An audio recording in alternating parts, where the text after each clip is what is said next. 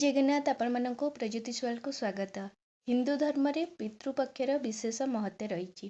ଏହି 16 ଦିନର ଅବଧିରେ ପିତୃପୁରୁଷଙ୍କୁ ତର୍ପଣ, ପିଣ୍ଡଦାନ ଏବଂ ଶ୍ରାଦ୍ଧ କାମ କରାଯାଇଥାଏ। ମାନ୍ୟତା ରହିଛି ଏହି ସମୟରେ ପିତୃପୁରୁଷ ପୃଥ୍ୱୀପୃଷ୍ଠକୁ ଆସିଥାନ୍ତି। ତେଣୁକରି ତାଙ୍କର ଶ୍ରାଦ୍ଧ କାମ କଲେ ପିତୃଦୋଷ ଦୂର ହେବା ସହିତ ତାଙ୍କର ଆଶୀର୍ବାଦ ମିଳିଥାଏ, ଘରେ ସୁଖ ସମୃଦ୍ଧି ଆସିଥାଏ।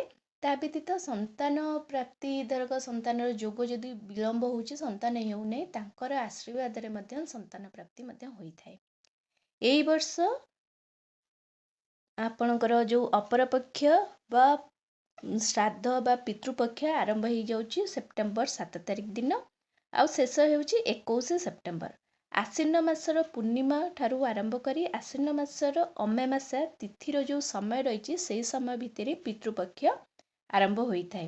ତ ସେପ୍ଟେମ୍ବର 7 ତାରିଖ ଆମର ହେଉଛି ଭାଦ୍ରବ ପୂର୍ଣ୍ଣିମା, ଆଉ ସେଇଦିନ ଆମର ଆଶ୍ୱିନ ମାସ ଚାଲିଛି, ଆଉ ସେଇଦିନ ଠାରୁ ହିଁ ଆମର ପିତୃପକ୍ଷ ଆରମ୍ଭ ହେଇଯାଉଛି।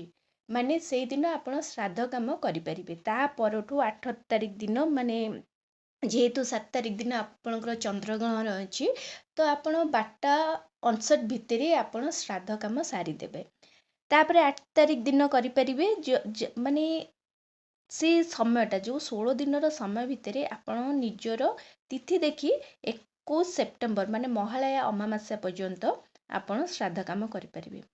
ଶ୍ରାଦ୍ଧ କର୍ମ ବିଶେଷ କରି ମୃତ୍ୟୁ ବ୍ୟକ୍ତିର ତିଥିର ଆଧାରରେ ହେଇଥାଏ। ମାନ୍ୟତା ରହିଛି ଯେଉଁ ଦିନ ମୃତ୍ୟୁ ହେଇଥାଏ ଜଣେ ବ୍ୟକ୍ତିର, ସେଇ ଦିନ ସେଇ ତିଥିରେ ହିଁ ଶ୍ରାଦ୍ଧ କରାଯାଇଥାଏ।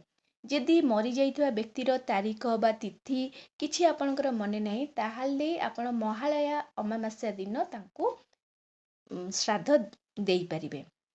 ଏବେ ଚାଲନ୍ତୁ ଜାଣିବା ଯେ ଆପଣ ଯେଉଁ 16 ଦିନର ସମୟ ରହିଛି, ସେଇ 16 ଦିନର ତିଥି ଅନୁସାରେ ଆପଣଙ୍କର କେଉଁ ଦିନରେ କାହାକୁ ଶ୍ରାଦ୍ଧ ଦିଆଯାଇଥାଏ। ପ୍ରଥମ ହେଉଛି ପୂର୍ଣ୍ଣିମା। ତ ପୂର୍ଣ୍ଣିମା ତିଥିରେ ଆପଣ ଯେଉଁଟା ଆପଣଙ୍କର ରହିଲା ଭାଦ୍ର ପୂର୍ଣ୍ଣିମା ବା ଇନ୍ଦୁ ପୂର୍ଣ୍ଣିମା, ସେଦିନ ଶ୍ରାଦ୍ଧ କର୍ମ କରାଯାଇଥାଏ। ତ ସେଦିନ ଆପଣ ଆପଣଙ୍କର ପୂର୍ବଜ ବା ବ୍ୟକ୍ତିଗତ ପିତୃପୁରୁଷଙ୍କୁ ଆପଣ ପିଣ୍ଡଦାନ କରିପାରିବେ। ପ୍ରତିପଦା ତିଥିରେ, ମାନେ ଆପଣଙ୍କର 8 ସେପ୍ଟେମ୍ବର ଯେଉଁଦିନ ରହୁଛି, ତ ପ୍ରତିପଦା ତିଥିରେ ଆପଣଙ୍କ ନିକଟରେ ପରଲୋକବାସୀ ହେଇଥିବା, ମାନେ ଗୋଟିଏ ବର୍ଷ ଭିତରେ ଆପଣ ଯଦି କୌଣସି ପୁରୁଷ ବା ମହିଳା ମୃତ୍ୟୁବରଣ କରିଛନ୍ତି ଗୋଟେ ବର୍ଷ ଭିତରେ, ତାହେଲେ ସେମାନଙ୍କୁ ଶ୍ରାଦ୍ଧ ଦିଆଯାଇଥାଏ। ଦ୍ୱିତୀୟା ତିଥିରେ ଆପଣ ନିଜର ଝିଅ, ନିଜ ଜ୍ୱଇଁର ଧରକ ଚାଲି ଯାଇଛନ୍ତି, ତାଙ୍କୁ ଆପଣ ଶ୍ରାଦ୍ଧ କାମ ମାନେ ସେଦିନ ଆପଣ ଦ୍ୱିତୀୟା ତିଥିରେ କରିବେ।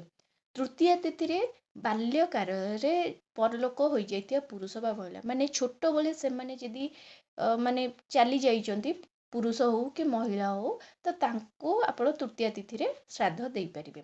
ଚତୁର୍ଥ ତିଥିରେ ଆପଣ ନିଜର ଭାଇ, ଭଉଣୀ, ନିଜର ସାଙ୍ଗ, ସେମାନଙ୍କୁ ସ୍ମରଣ କରି ଶ୍ରାଦ୍ଧ କାମ କରିପାରିବେ। ପଞ୍ଚମୀ ତିଥିରେ ଅପରିଣୀତ ପୁତ୍ର ପୁତ୍ରୀଙ୍କୁ ଆପଣ ଶ୍ରାଦ୍ଧ ଦେଇପାରିବେ। ଷଷ୍ଠୀ ତିଥିରେ କୁମାରୀ ବା ବ୍ରହ୍ମଚାରୀ, ଯେଉଁମାନେ ସବୁ ବ୍ରହ୍ମଚାରୀ ହେଇଯାଉଛନ୍ତି, ତ ବ୍ରହ୍ମଚାରୀ ହେଲେ କି କୁମାରୀ ହେଲେ ସେମାନଙ୍କୁ ଷଷ୍ଠୀ ତିଥିରେ ଶ୍ରାଦ୍ଧ ଦିଆଯାଇଥାଏ। ସପ୍ତମୀ ତିଥିରେ ଆପଣଙ୍କର ପୂର୍ବଜନ୍ମୀ ମା ବା ଠାକୁମା, ସେମାନଙ୍କୁ ଆପଣ ପୂର୍ବ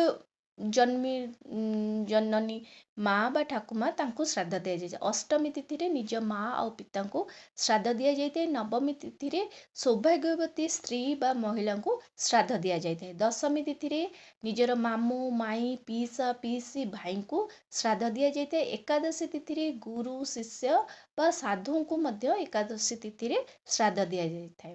ଦ୍ୱାଦଶୀ ତିଥିରେ ବୃଦ୍ଧ ବ୍ୟକ୍ତି ହେଲା ସନ୍ଥ, ବୈଷ୍ଣବ, ସେମାନଙ୍କୁ ଦିଆଯାଇଥାଏ। ଯେଉଁମାନେ ସବୁ ସାଧୁ ସନ୍ଥ ଅଛନ୍ତି, ସେମାନଙ୍କୁ, ମାନେ ଯେଉଁମାନେ ବୈଷ୍ଣବ ଧର୍ମ ଅବଲମ୍ବନ କରିଛନ୍ତି, ବୃଦ୍ଧ ବ୍ୟକ୍ତି, ତ ସେମାନଙ୍କୁ ଦ୍ୱାଦଶୀ ତିଥିରେ ଦିଆଯାଇଥାଏ। ତ୍ରୟୋଦଶୀ ତିଥିରେ ଯେଉଁମାନଙ୍କର ଅକାଳରେ ମୃତ୍ୟୁ ହେଲା, ଯେମିତିକି କୌଣସି ଆକ୍ସିଡେଣ୍ଟ ହେଲା, ଦୁର୍ଘଟଣା ହେଲା, କି କିଏ କାହାକୁ ମାରି ଦେଇଛନ୍ତି, ହତ୍ୟା କରିଦେଇଛନ୍ତି, କି ସୁସାଇଡ୍ ହେଇଗଲା, କି ସାପ କାମୁଡ଼ାରେ ଜଣେ ମରିଗଲା, କି ବିଷ ପିଇ ମରିଗଲା, କି କୌଣସି ମାନେ ଅଚାନକ ଭାବରେ ମାନେ ଆକ୍ସିଡେଣ୍ଟାଲି ଯଦି ମରିଯାଉଛନ୍ତି, ତାହେଲେ ଆପଣ ତ୍ରୟୋଦଶୀ ତିଥିରେ ଶ୍ରାଦ୍ଧ ଦେଇପାରିବେ। ତା ବ୍ୟତୀତ ଯେଉଁମାନେ ଛୋଟ ପିଲା, ମାନେ ଛୋଟ ଅବସ୍ଥାରେ ଯିଏ ଧରକ ଚାଲି ଯାଇଛନ୍ତି, ତାଙ୍କୁ ତ୍ରୟୋଦଶୀ ତିଥିରେ ମଧ୍ୟ ଆପଣ ଶ୍ରାଦ୍ଧ କାମ ଦେଇପାରିବେ। ଚତୁର୍ଦ୍ଦଶୀ ତିଥିରେ ଯେଉଁମାନେ ଯୁବକ ରହିଲେ, ବୀର ଯୋଦ୍ଧା, ଅକାଳେ ପରଲୋକବାସୀ ହେଇଯାଇଛନ୍ତି, ଯେଉଁମାନେ ଆମ ବୀର ଯୋଦ୍ଧାମାନେ ରହୁଛନ୍ତି, ଆର୍ମି ହେଲା, ନେଭି ହେଲା, ତ ବୀର ଯୋଦ୍ଧା ଯୁବକମାନଙ୍କୁ ଆପଣ ଚତୁର୍ଦ୍ଦଶୀ ତିଥିରେ ଶ୍ରାଦ୍ଧ ଦେଇପାରିବେ। ଆଉ ଅମାବାସ୍ୟା ତିଥି ମାନେ ମହାଳୟା ଅମାବାସ୍ୟା ବା ସର୍ବପିତୃ ଅମାବାସ୍ୟା ଦିନ ଆପଣ ସମସ୍ତ ପିତୃ ପୂର୍ବଜ ଅଜ୍ଞାତ ଆତ୍ମାଙ୍କୁ ସେଦିନ ମାନେ ଶ୍ରାଦ୍ଧ ଦେଇପାରିବେ।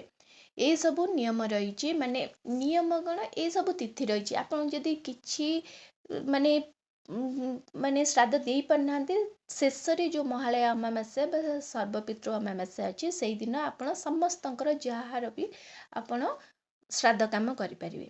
ପ୍ରତ୍ୟେକ ତିଥିରେ ବିଶେଷ ବ୍ୟକ୍ତି ବା ସମ୍ପର୍କୀୟକୁ ଶ୍ରାଦ୍ଧ କରାଯାଇଥାଏ। କିନ୍ତୁ ଯଦି ସମସ୍ତ ତିଥିରେ କରିବା ସମ୍ଭବ ନୁହେଁ, ତାହେଲେ ସର୍ବପିତୃ ଅମାବାସ୍ୟା ବା ଶେଷ ଦିନରେ କଲେ ସମସ୍ତ ପିତୃଗଣ ସନ୍ତୁଷ୍ଟ ହେଇଥାନ୍ତି।